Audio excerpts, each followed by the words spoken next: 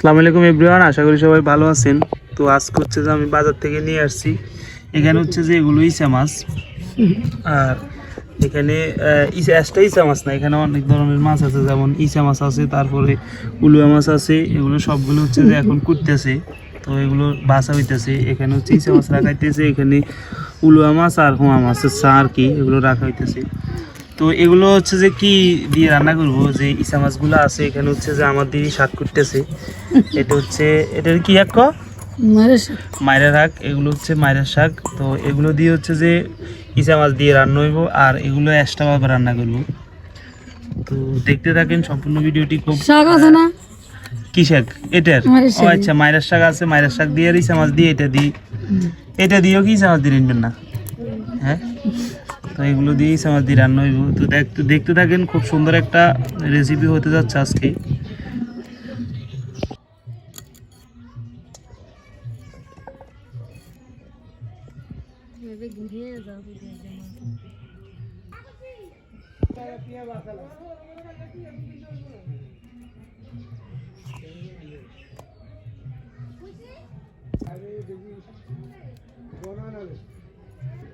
বদিন market on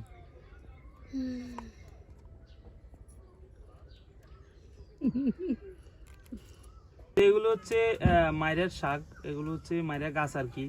তো এগুলো অবশ্যই সিদ্ধ করে নিতে হবে, নাহলে কিন্তু শক্ত থাকবে রান্না করার পরে। তো এই জন্য মূলত এগুলো সিদ্ধ করে নিতেছি। খুব মজার একটি রান্না হবে। তো মাইরের শাক দিয়ে, আলু দিয়ে, আর হচ্ছে এখানে ইচা মাছ আছে, ইচা মাছ দিয়ে। তো খুব মজার আর সিক্রেট একটা রেসিপি হবে আজকে। তো দেখতে থাকেন সবাই সম্পূর্ণ ভিডিওটি। তো এখানে হচ্ছে যে এগুলো সিদ্ধ হয়ে গেছে, তো এখন নিয়ে নিতেছি।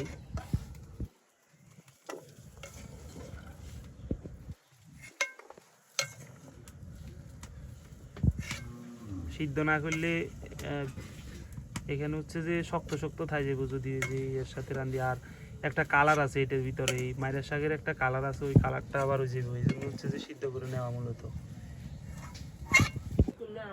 তো এখানে হচ্ছে যে ইচা মাছগুলো তেলের উপরে দেওয়ার জন্য হচ্ছে যে হালকা পরিমাণ তেল দিয়ে নিতেছি। তো তেল হয়ে গেছে, এখন ইচা মাছগুলো দিয়ে দিতেছি।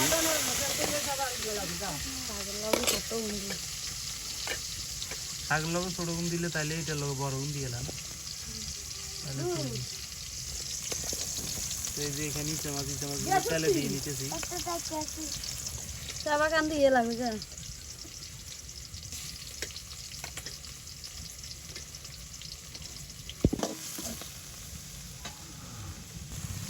তো লবণ দিয়ে দিতেছি পরিমাণ মতো, তরকারি বুঝে যতটুকু তরকারি লাগবে আর কি, তরকারিতে লবণ লাগবে ততটুকু।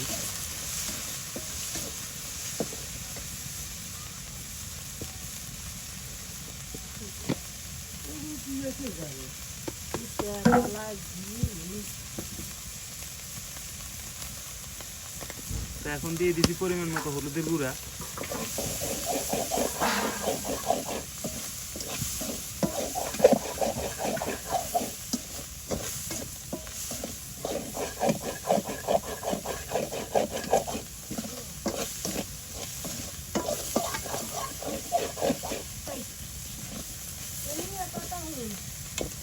তো এখন দিয়ে দিতেছি আলুগুলো। ইচা মাছ কষানো হয়ে গেছে, তো এখন দিয়ে দিচ্ছি আলু।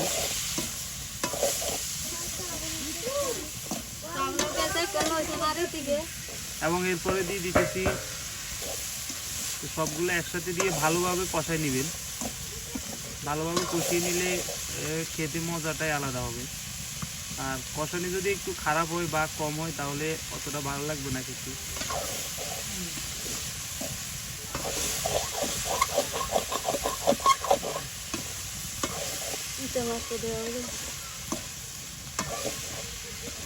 ইচা মাছ কম ইয়ে তোমার দেখি ভিজে গেলে তখন আরো কম দেওয়া যাবে।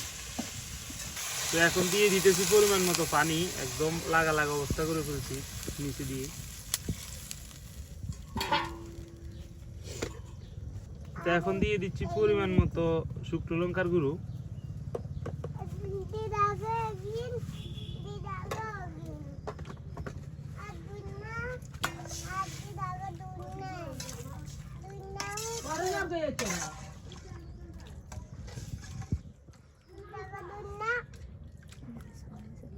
এখন এগুলো হচ্ছে যে এক্সট্রা করে রান্না হইব, এই অল্প এটা হচ্ছে কিছু পরিমাণ বাড়ছে মাছ থেকে, তো এগুলো এক্সট্রা করে রান্না হবো। এই জন্য হচ্ছে যে এখানে দিয়ে দেওয়া হবে পেঁয়াজ কুচি, তারপরে রসুন কুচি, আদা বাটা, এগুলো সবগুলো হচ্ছে যে এখানে দিয়ে দেওয়া হবে।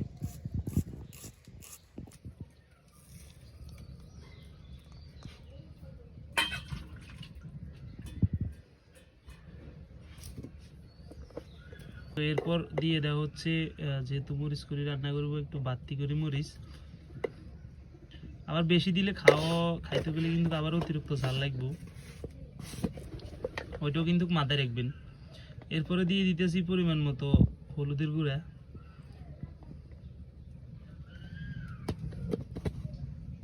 দিয়ে দিচ্ছি লবণ, আর দিয়ে দিচ্ছি কাঁচা তেল। তো যেগুলো হচ্ছে যে মরিচ করে রান্না করা হয় ওগুলো ভালোভাবে মাখিয়ে নিতে হবে। এখন তো ভালোভাবে মাখিয়ে নিতেছি। এরপর হচ্ছে যে হালকা পরিমাণ পানি দিয়ে দিব, পানি দিয়ে এগুলো হচ্ছে যে চুলাতে উঠে বসাই দিব।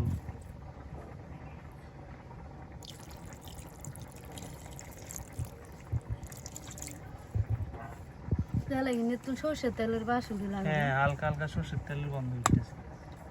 সরষের তেল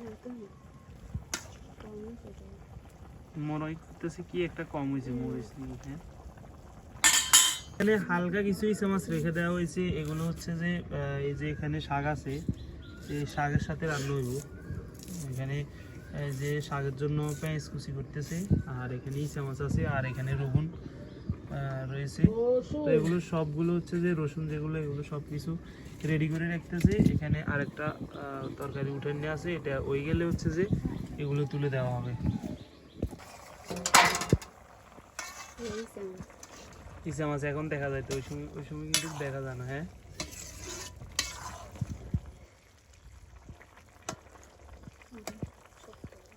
আমি শক্ত রয়ে গেছি কেন, আরো ওই তাইলে আরো কিছুক্ষণ তা দেন।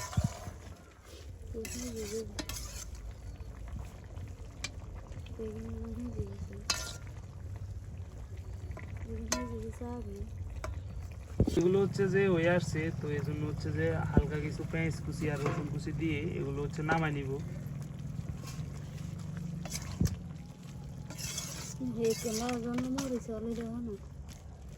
প্রথমটা একদম মানে কেমন কেমন লাগছে, এখন তো ঠিক আছে মোটামুটি।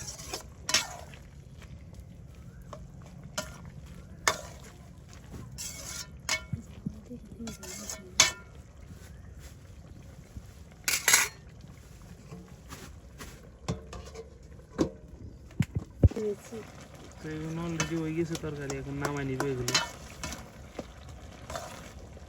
সে একটা ফ্লেভার বার হইতেছে, বিশ্বাস করেন কিনা জানি না, একদম সিক্রেট রেসিপি, গ্রামীণ পদ্ধতিতে রান্না,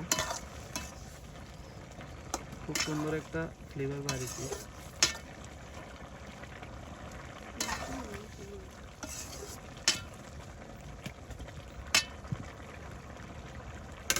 যেগুলো হচ্ছে যে মরিচ ভুনা করা হবে সেগুলো এখন হচ্ছে যে উঠাই দিছি, এবং উঠাই দিয়ে সাথে সাথে ঢাকনারি ঢাকি দিবেন, তরকারি যেহেতু গন্ধ টন্ধ কোনো দিকে না যাইতে পারে।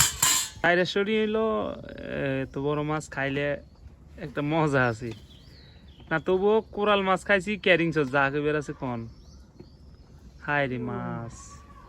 তো ডাকনাটা উঠে নিছি, এখন একটু লাড়ি ছেড়ে দিতে হবে। কত সুন্দর একটা ফ্লেভার বার হইতেছে, আর প্রায় হয়ে আসছে। এখন হচ্ছে যে ওই যে আগে যে পানিগুলো দিছি ওগুলো টানি গেছে, কারণ ওগুলো টানা লাইবার একটা উদ্দেশ্য, সেটা হচ্ছে যে আগে বলি আগে যেগুলো দিছি ওগুলো টানাই ফেলছি, এখন আবার নতুন করে হওয়ার মতো পানি দিছি। তো আগে যেগুলো দিছি ওগুলো টানা লাইছি, কারণ হচ্ছে যে নাইলে মাছ থেকে একটা মাছের যে কাঁচা গন্ধটা আছে ওইটা করবো। তো এই জন্য আগে প্রথমে যেগুলো দিছি পানি ওগুলো টানাই ফেলছি, এখন আবার নতুন করে তরকারি রোজে পানি দিছি। তো এই কাঁচা মাছ রান্নার ক্ষেত্রে এই জিনিসটা সবাই একটু লক্ষ্য করবেন।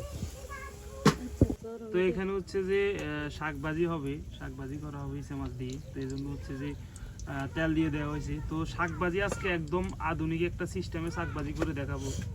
তো আসলে যেটা হচ্ছে যে অনেকেই করতে পারেন না, বা শাকভাজির ক্ষেত্রে কিছু কিছু সিক্রেট টিপস আছে, ওই টিপসগুলো না জানা থাকলে শাকভাজি অতটা সুবিধা লাগে না। এখানে মরিচ কাটা হচ্ছে ইসা মাছের জন্য, এই যে ইসা মাছ দিয়ে শাক ভাজি, আর এদিকে হচ্ছে তেল উঠে দেওয়া হয়েছে, তো এগুলো কাটে নিতেছি। তো এদিকে তেল হয়ে গেছে, তো এই জন্য ইসা মাছগুলো তেলের উপর দিয়ে দেওয়া হয়েছে। ইসা মাছগুলো আগে একটু ভাজি করে নিতে হবে, তাহলে খেতে সবচেয়ে ভালো লাগে।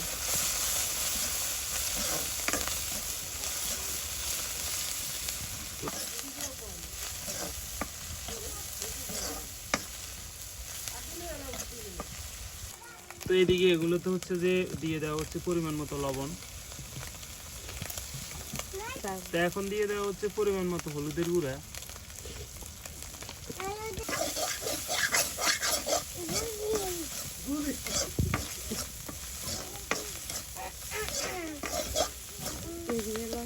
এখানে হচ্ছে যে যে শাকগুলো রাখছি ওগুলো হচ্ছে যে দিয়ে দিতেছি।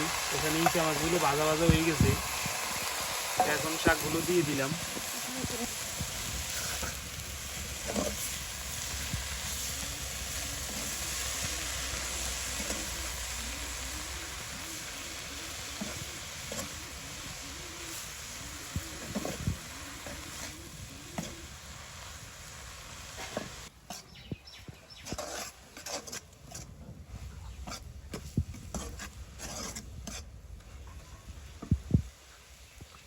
তো এখানে হচ্ছে যে যে শাকভাজিগুলো করা হয়েছে এগুলো হয়ে গেছে, তো এখন এগুলো নামিয়ে নিব। তো বন্ধুরা, ভিডিওটি যদি ভালো লাগে অবশ্যই চ্যানেল হলে সাবস্ক্রাইব করে দিবেন, পেজ হলে ফলো করে দিবেন। ধন্যবাদ সম্পূর্ণ ভিডিওটি দেখার জন্য। দেখা হবে পরবর্তী কোনো আরও নতুন গ্রামীণ রেসিপি নিয়ে। সবাই ভালো থাকবেন, সুন্দর রাখবেন আপনাদের চারপাশ।